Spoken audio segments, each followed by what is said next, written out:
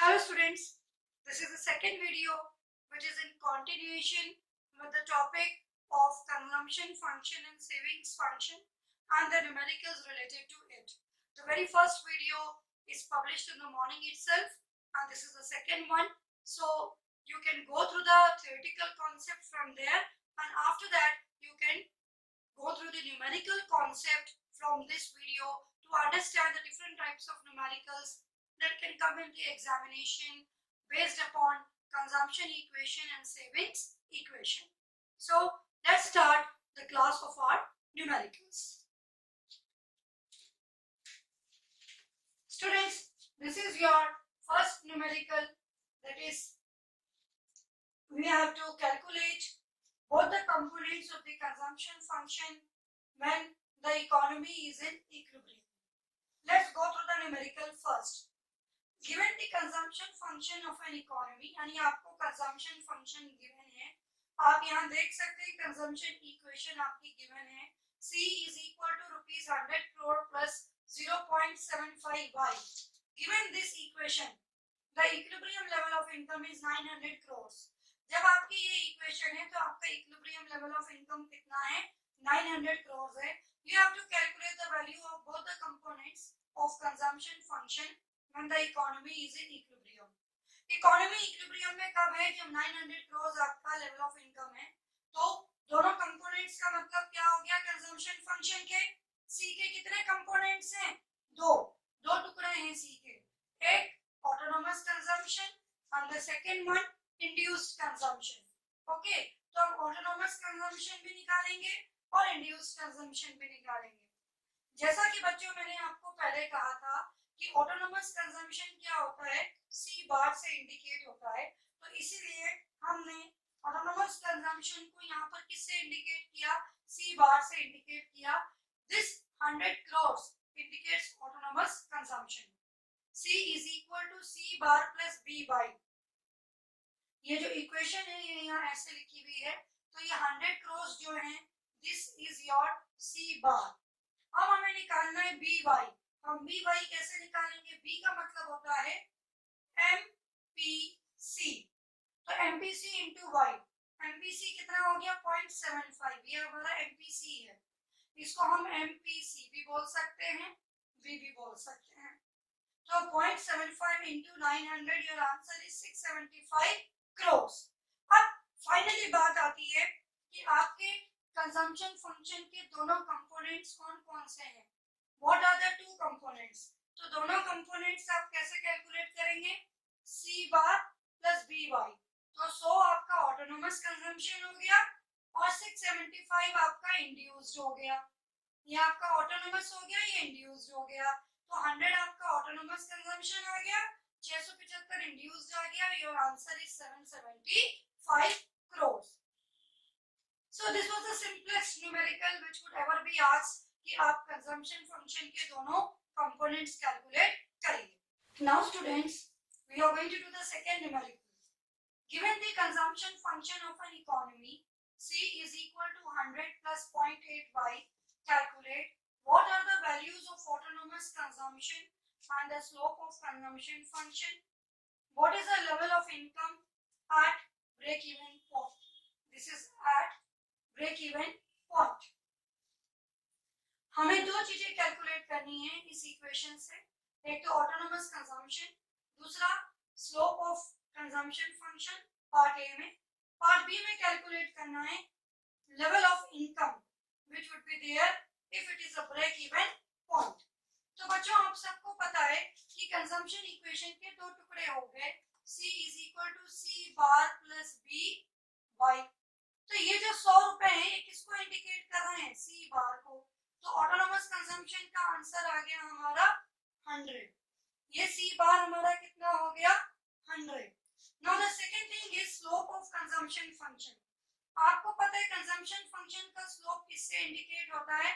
MPC से, जिसको हम बी भी बोलते हैं. तो 0.8 हमारा क्या हो गया? एमपीसी हो गया. So 0.8 is our slope of consumption function.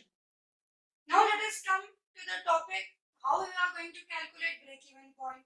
आपको पता है ब्रेक इवन पॉइंट वो पॉइंट होता है जब कंजम्पशन किसके इक्वल होती है? इनकम के। तो हमने सी की जगह कंजम्पशन इक्वेशन की वैल्यू पुट कर दी, दोनों components 100 plus 0.8y is equal to y। अब हम y को एक तरफ ले गए, y मतलब 1y होता है, आपको पता ही है। y माइनस 0.8y, तो आंसर आ गया 2y।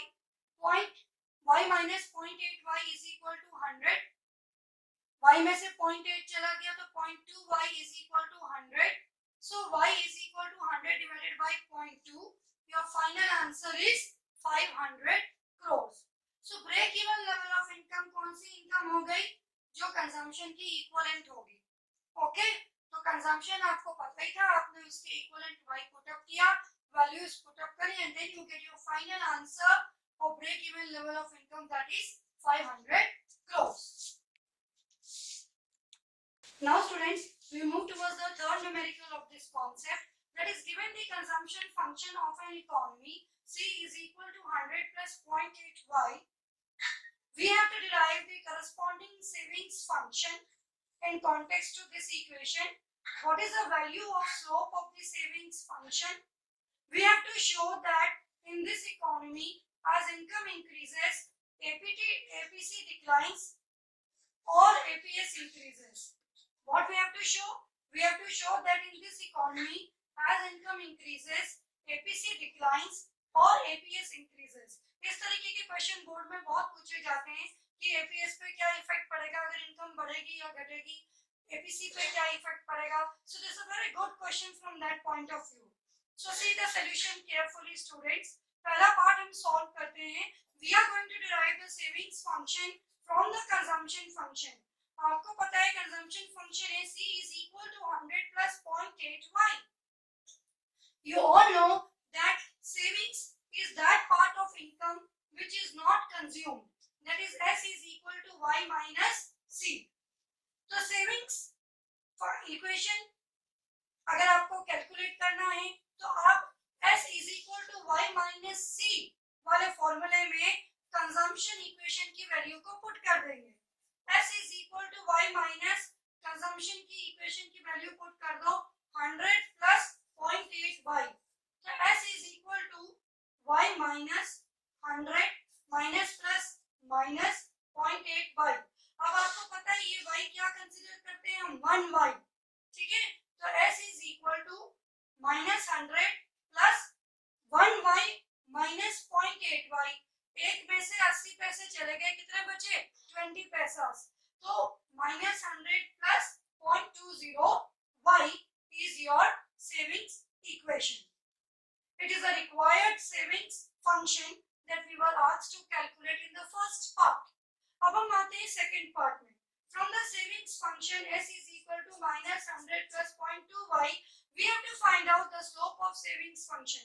आप सबको पता है, चाहे वो consumption function हो चाहे वो savings function हो, इसमें दो components included है. एक होता है autonomous consumption, एक होता है induced consumption. Similarly savings function में एक होता है dissavings और एक होता है आपका induced savings. So जो induced वाला part है that is MPC over here and MPS over here. यहाँ पर वो MPC है और यहाँ पर वो MPS है. यहाँ पर हम उसको B से रिप्रेजेंट करते हैं या 1 minus B से रिप्रेजेंट करते हैं. तो अगर हमें स्लोप निकालना है तो we all know that MPS is the slope of savings function.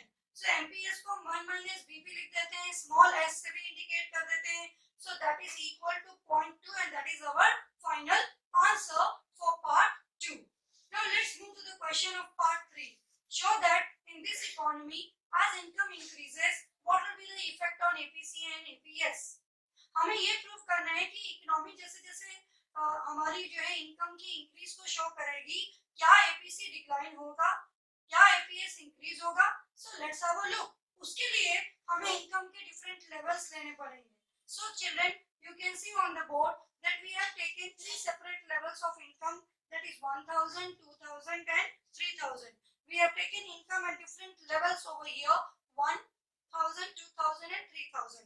अब हम इन अलग अलग लेवल्स पे अपने कंजम्पशन में इसकी वैल्यू पुट करेंगे इनकम की. ठीक है। C is equal to 100 plus 0.8 into 1000, that is equal to 100 plus 0.8 into 1000 करेंगे तो क्या आ जाएगा बच्चों 800। तो 100 plus 800 क्या आ गया बच्चों 900। अगर हमने इनकम और बढ़ा दी 2000 कर दिया तो 100 plus 0.8 into 2000, so 100 plus 1600, हमारा आंसर कितना आ गया 1700 crores। थर्ड लेवल पे हमने इनकम और बढ़ा दी 3000 कर दी, तो 100 plus 0.8 into 3000 तो कितना हो गया 100 plus 2400, that is equal to, it's a well known fact कि जैसे जैसे इनकम इंक्रीज होगी कंजम्पशन, आप इसको 100, 200 और 300 भी ले सकते हैं। या आपके हमें क्या चाहिए, हमें एपीसी चाहिए, हमें एपीएस चाहिए, इसको चेकआउट करना है, मगर उसके लिए तो हमें कंजम्पशन चाहिए ही चाहिए और सेविंग्स भी चाहिए। तो सेविंग्स हमने कैसे निकाली स्टूडेंट्स, इनकम हमारे पास था ही, कंजम्पशन हमने कैलकुलेट कर लिया था, these three different levels of income। अब हमने सेविंग्स कैसे निकाली, income minus consumption, 1000 minus 900 that is 100, 2000 minus 1700 that is 300, 3000 minus 2500 that is 500। मैंने सेविंग्स निकाल ली और डिफरेंट लेवल्स ऑफ इनकम। अब एपीसी कैसे निकालेंगे students, APC is equal to C upon Y, consumption upon income, 900 upon 1000, 1700 upon 2000, 2500 upon 3000, तो क्या आया 0.90, 0.85 and 0.83। एपीएस कैसे निकालेंगे स्टूडेंट्स, हम एपीएस हम निकालेंगे S upon Y, we are going to calculate s upon y, so that is savings upon income, 100 upon 1000, 300 upon 2000, 500 upon 3000, तो हमारे three different levels of APS आ गया 0.10, 0.15 and 0.17। Now you must be wondering ये तो constant नहीं है भाई, ये कभी कांस्टेंट नहीं होते, ये average propensity to consume, average propensity to save है। This is not MPC and MPS, MPC और MPS कांस्टेंट आता है, ना कि APC और APS। ये आपको अपने माइंड में बिल्कुल बात अच्छे से सेट कर लेनी है। अब आपको क्वेश्चन अपना चेकआउट करना है। क्वेश्चन में आपसे पूछा गया था APC डिक्रीज हो रहा है, APS इंक्रीज हो रहा है, what is the effect, let's see. APS decline हो रहा है, let us check, 0.90, 0.85, 0.83, yes, APC decline हो रहा है, yes, APC is declining, 0.90 था पहले, फिर 0.8 हो गया, फिर 0.83 हो गया। क्या APS राइज हो रहा है, yes, of course it is rising, पहले 0.10 था, फिर 0.15 था, फिर 0.17 हो गया।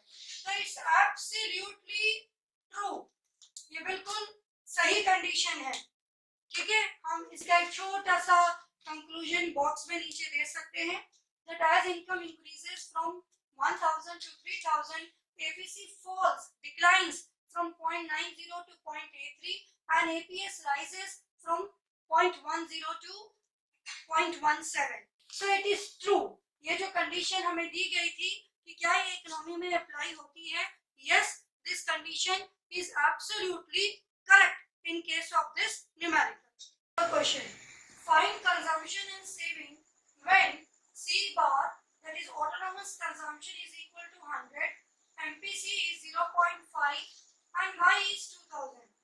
Is there greater increase in income as compared to consumption when income changes to 2500। हमें ये बताना है इस क्वेश्चन में कि हमारा इनकम क्या ज्यादा होती है कंजम्पशन से, अगर इनकम की वैल्यू में चेंज होती है तो लेट्स फाइंड आउट कि whether there is an increase in income as per consumption or not। Consumption ज्यादा तेजी से इंक्रीज होती है इनकम के कंपैरिजन में, या इनकम में चेंज ज्यादा होता है जो कि कंजम्पशन को इफेक्ट करता है, let's find it out. we know that C, that is consumption equation, is C bar plus MPC into Y। MPC क्या है, rate of change of consumption due to change in income। अब आप देखिए आपको question में क्या क्या given है बच्चों, आपको C बार गिवन है, आपको MPC भी गिवन है, आपको Y भी गिवन है। तो आपका आधा काम तो क्वेश्चन में कंप्लीट हो गया। C is equal to 100 plus 0.5 into 2000। आपने C बार की जगह क्या पुट किया, ये ऑटोनोमस कंजम्पशन है, ऑटोनोमस कंजम्पशन की वैल्यू पुट करी C बार, MPC की जगह 0.5 पुट किया, Y की जगह 2000 पुट किया, 100 plus 1000 is equal to 1100. So we also know that Y is equal to C plus S. Income दो टुकड़ों का मिक्सचर है, कंजम्पशन प्लस सेविंग्स। और सेविंग्स कैसे कैलकुलेट करेंगे फिर हम, इनकम माइनस कंजम्पशन। सो आपके पास इनकम कितनी है पुरानी 2000, आपका कितना कंजम्पशन आया इस 2000 लेवल ऑफ इनकम पे 1100, तो 2000 में से 1100 आपने माइनस किया, आपके पास कितना आ गया 900। ओके, तो आपके पुराने लेवल ऑफ कंजम्पशन से आपने अपना सेविंग्स कैलकुलेट कर लिया, पुराने लेवल ऑफ इनकम से सेविंग्स कैलकुलेट कर लिया। जब 2000 थी इनकम, आपने कंजम्पशन निकाला 1100, 2000 माइनस 1100 किया, 900 आपकी सेविंग्स आ गई। Now let's move to the case कि अगर इनकम आपकी चेंज हो जाती है, 2500 हो जाती है, 2000 से 2500 हो जाती है, तो क्या होगा। पहले हम कंजम्पशन निकालेंगे the same way as we had done earlier. C is equal to 100 plus 0.5 into 2500, so 100 plus 1250 आ गया, 2500 into 0.5 is 1250, total हो गया 1350। Okay students, this is consumption, value of consumption. Okay, अब आपको क्या पता लगाना है, is there greater increase in income as compare to consumption, क्या इनकम में ज्यादा चेंज है in comparison to consumption? Let's find out the change in consumption and change in income. ठीक है, तो change in consumption और change in income को हम किस नाम से जानते हैं, delta C and delta Y भी कह देते हैं हम इसको। तो देखिए, ये आपका 1350 आपका न्यू कंजम्पशन वैल्यू है, ठीक है, C1 है, और ये C है, ओल्ड कंजम्पशन वैल्यू है 1100, जो कि यहाँ पर आपको गिवन है 1100, 1350 माइनस 1100 250। ऐसे ये आपकी न्यू इनकम है Y1 और ये आपकी ओल्ड इनकम है Y। 2500 आपकी न्यू इनकम है, 2000 आपका ओल्ड इनकम है, 2500 minus 2000 that is equal to 500. So you can see the change in consumption is less, the change in income is more. So what is the conclusion of this part? Yes, increase in income is greater than the increase in consumption when Y increases from 2000 to 2500। तो हमारी अब तीनों चीजें आ गई, consumption आ गया, savings आ गया, और consumption का चेंज और इनकम का चेंज आ गया, और हमारा फाइनल कंक्लूजन इस क्वेश्चन का भी हमने फाइंड आउट कर लिया। Let us go through the fifth numerical. As you can see on the board, find autonomous consumption and total consumption when saving function is S is equal to minus 100 plus 0.5 Y and Y is equal to 1500. S is equal to minus 100 plus 0.5 Y, ये हमारा savings function हमको given है। Okay students, क्या calculate करना है आपको, autonomous consumption और फिर आपको टोटल कंजम्पशन निकालना है।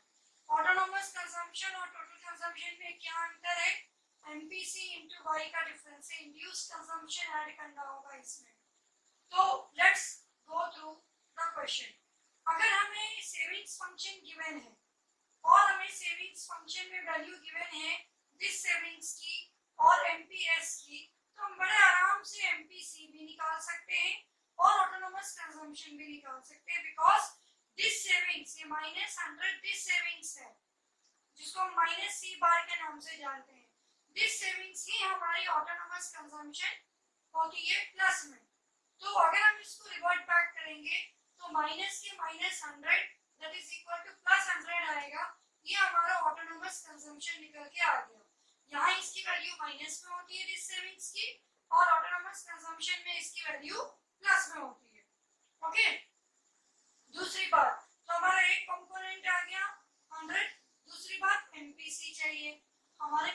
क्वेश्चन में क्या गिवन है, एमपीएस गिवन है 0.5, तो हम एमपीसी कैसे निकालेंगे, 1 माइनस एमपीएस, 1 में से अगर आप एमपीएस की वैल्यू माइनस करते हैं तो आपके पास एमपीसी आ जाता है, तो एमपीएस आपका 0.5 है, तो 1 माइनस एमपीएस किया आपने, 1 माइनस 0.5 किया तो आपका एमपीसी आ गया 0.5।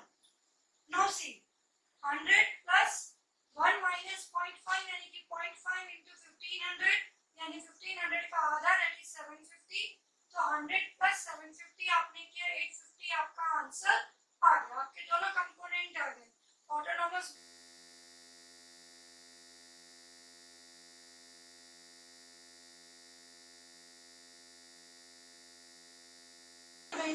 Let us go through the numerical 6.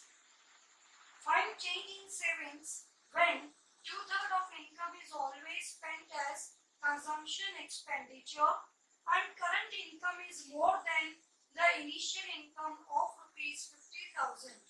अब इसमें आपको क्या ध्यान रखना है बच्चों, इसमें आपको दो चीजें ध्यान रखनी है कि आपको क्या क्या गिवन है, what is given to you, कि आपको क्या क्या गिवन है।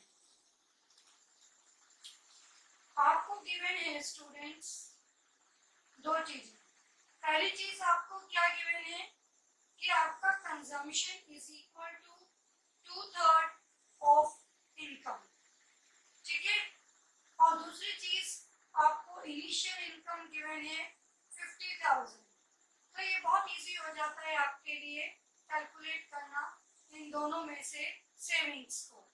Let's have a look, we know that y is equal to consumption plus savings, consumption expenditure is 2/3 of income, तो सेविंग्स क्या होगी, अगर हम इनकम को 1 मान लें तो 1 में से 2/3 हिस्सा अगर कंजम्पशन एक्सपेंडिचर का है तो सेविंग्स का कितना हिस्सा होगा, 1 minus 2/3 that is equal to 1/3, 1/3 of income, ठीक है, it would be 1/3, 1/3 portion of income. तो हमारी इनिशियल इनकम कितनी है 50,000, तो हमारी इनिशियल सेविंग्स कितनी होंगी, यहाँ चेंज इन सेविंग्स पूछा है, मगर सेविंग्स में होने वाले चेंज को कैलकुलेट करने से पहले हमें ये तो पता होना चाहिए ना कि ओरिजिनल सेविंग्स कितनी है, ओरिजिनल एस कितना है, हमारा एस था कितना इस ओरिजिनल वैल्यू के बेसिस पर। So let's have a look, initial income is 50,000, so initial savings is equal to 50,000 into 1/3, that is equal to 16,666.67, okay, ये आपकी क्या आ गई, इनिशियल सेविंग्स आ गई।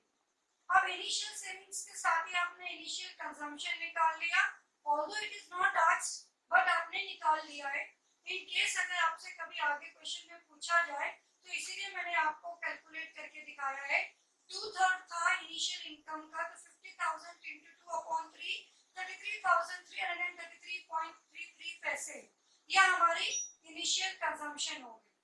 ओके स्टूडेंट्स, अब इनिशियल सेविंग्स भी आ गया, इनिशियल कंजम्पशन भी आ गया। आपको क्या कह रहे हैं, आपको क्वेश्चन में कैलकुलेट करने को उन्होंने बताया है कि करंट इनकम आपकी ओरिजिनल इनकम से कितने परसेंट ज्यादा है, current income is 50% more of initial income, here it is 50% more, this was left out, तो यहाँ आप ध्यान दीजिए कि current income is 50% more than that of the initial income, तो current income हमारी थी 50,000, 50,000 का 50% बढ़ा दीजिए तो आपकी न्यू इनकम आ जाएगी, करंट इनकम आ जाएगी, दैट इज 50,000 प्लस 50 का 50% कितना हो गया 25,000, नाउ इट इज 75,000, तो अब आपकी न्यू इनकम y1 कितनी हो गई 75,000, ओल्ड इनकम कितनी थी आपकी 50,000। Now let's find out current savings, how are you going to find out current savings, the savings are 1/3 of the income as you know, तो करंट इनकम 75,000 हो गई है, तो 1/3 ऑफ 75,000 इज 25,000, ओके, पुरानी savings 16,666.67 and current savings 25,000, so what would be the change in savings,